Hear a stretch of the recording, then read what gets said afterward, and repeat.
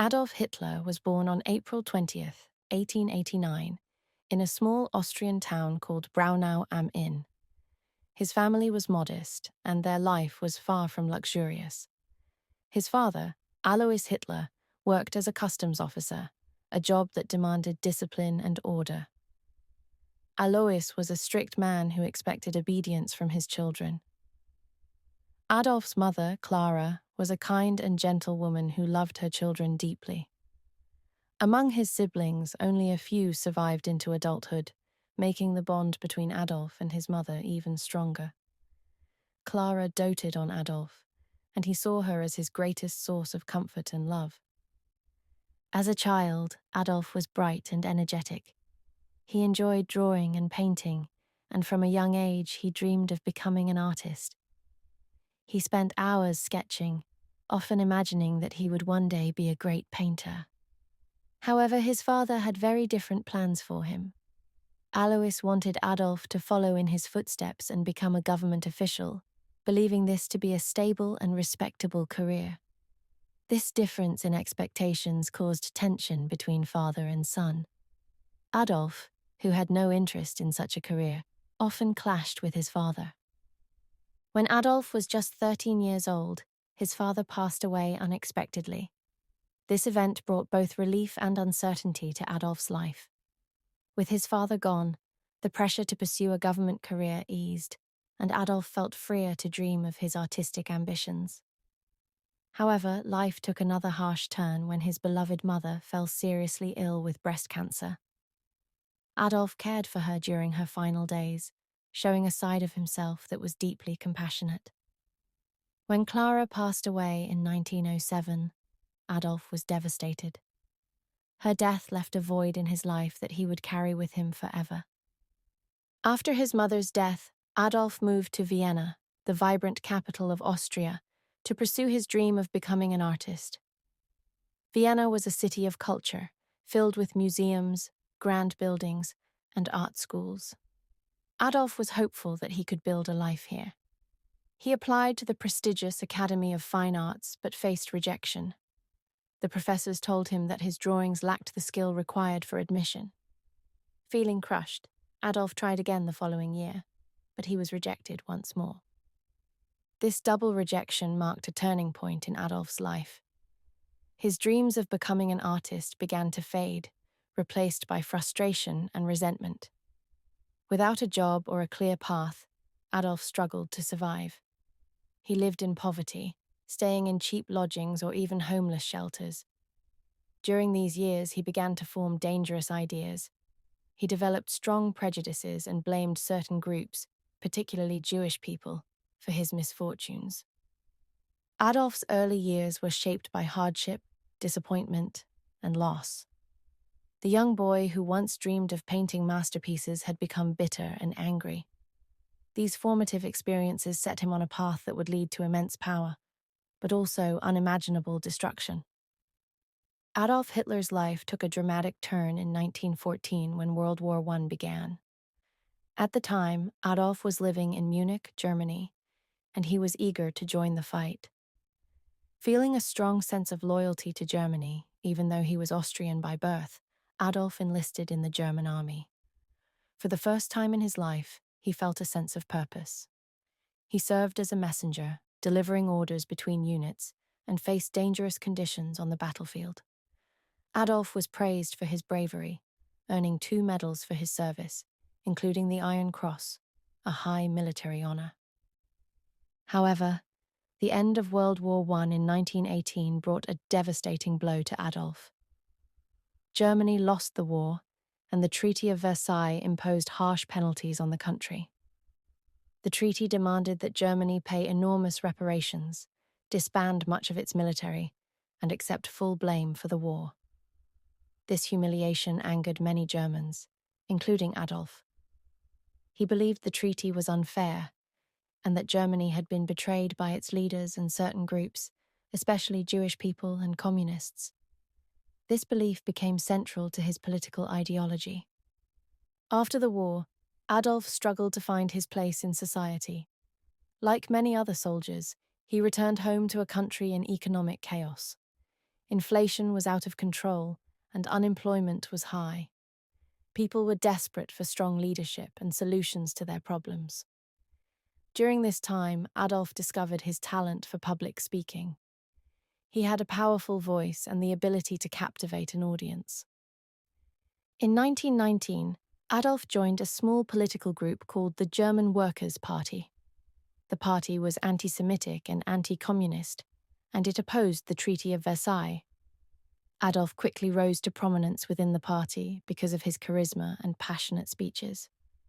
He focused on blaming Germany's problems on certain groups and promised to restore the country's pride and power. In 1920, the party changed its name to the National Socialist German Workers' Party, or the Nazi Party. Adolf worked tirelessly to grow the Nazi Party. He used propaganda to spread his ideas, crafting slogans and posters that appealed to people's emotions. His speeches drew large crowds, and he promised solutions to the country's economic problems. He also spoke of creating a pure German race, which excluded Jews and other minority groups. These ideas were dangerous, but they attracted many followers who were desperate for change. In 1923, Adolf attempted to overthrow the German government in an event known as the Beer Hall Putsch. The coup failed, and Adolf was arrested and sentenced to prison. However, his time in prison turned out to be a blessing in disguise.